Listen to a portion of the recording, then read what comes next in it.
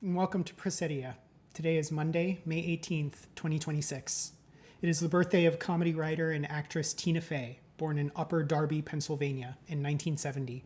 Her mother, Jean, worked in a brokerage firm, and her father, Donald, was a university grant proposal writer. She has one older brother named Peter.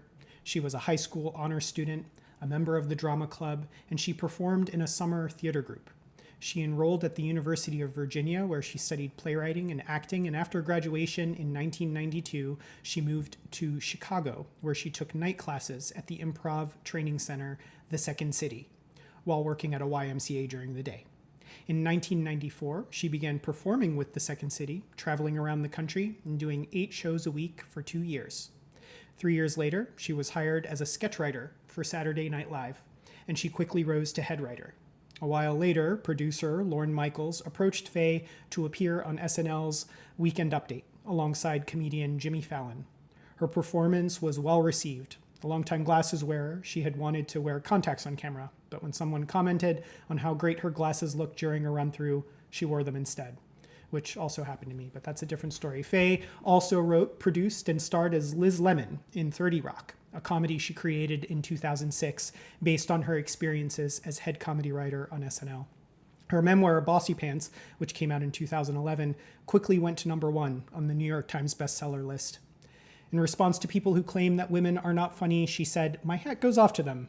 It is an impressively arrogant move to conclude that because you don't like something, it is empirically not good.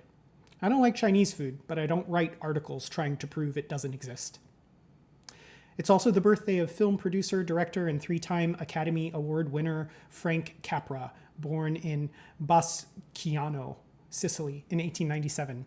He moved with his family to Los Angeles when he was a young boy, and he worked odd jobs until he finally landed work at Columbia Studios. In 1928, he signed a contract with the studio and began making his signature films, which include It Happened One Night in 1934, Mr. Deeds Goes to Town in 1936, You Can't Take It With You, 1938, Arsenic and Old Lace, 1944, and It's a Wonderful Life in 1946. Capra said, "I wanted to glorify the average man, not the guy at the top, not the politician, not the banker, just the ordinary guy whose strength I admire, whose survivability I admire." I have 3 poems for us today. The first, Charlie Chaplin Impersonates a Poet by Cornelius Eady.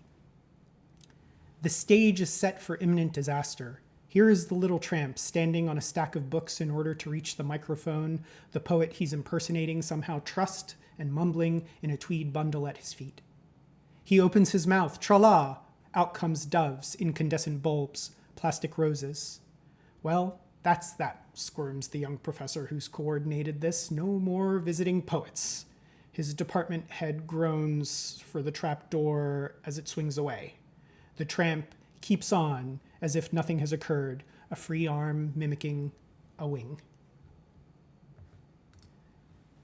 Next poem, The James Bond Movie by Mae Swenson.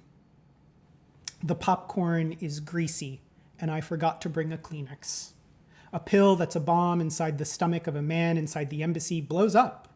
Eructations of flame, luxurious cauliflowers giganticize into motion.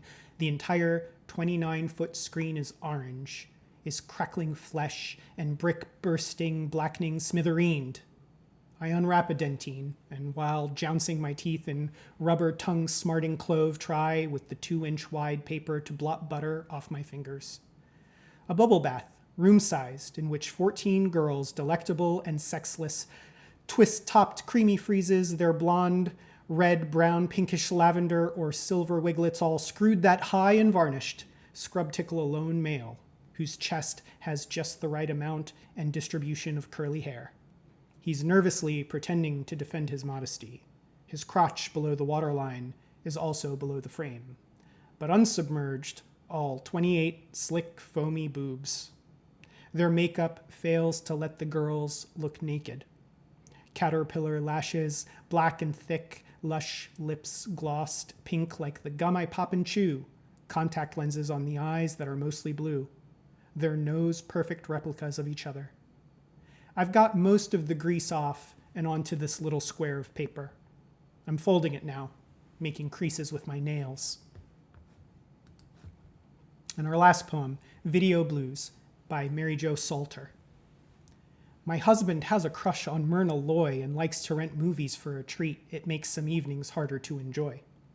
The list of actresses who might employ him as their slave is too long to repeat. My husband has a crush on Myrna Loy, Carol Lombard, Paulette Goddard, coy Jean Arthur with that voice as dry as wheat.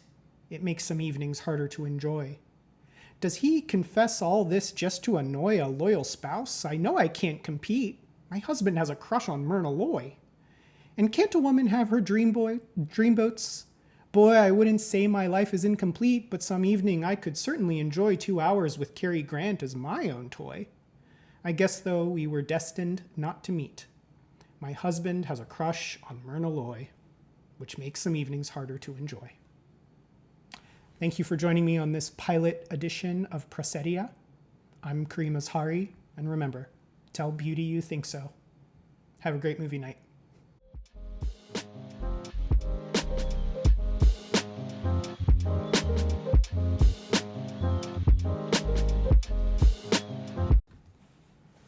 Gosh, that last poem was really rough.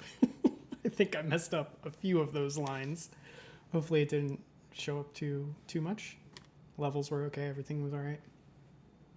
All right, I think we pulled it off. It was kind of weird trying to do it all in one take, but yeah, I think we pulled it off. Yeah. Do you think they know that I'm just talking to thin air right now? No. It's movie magic.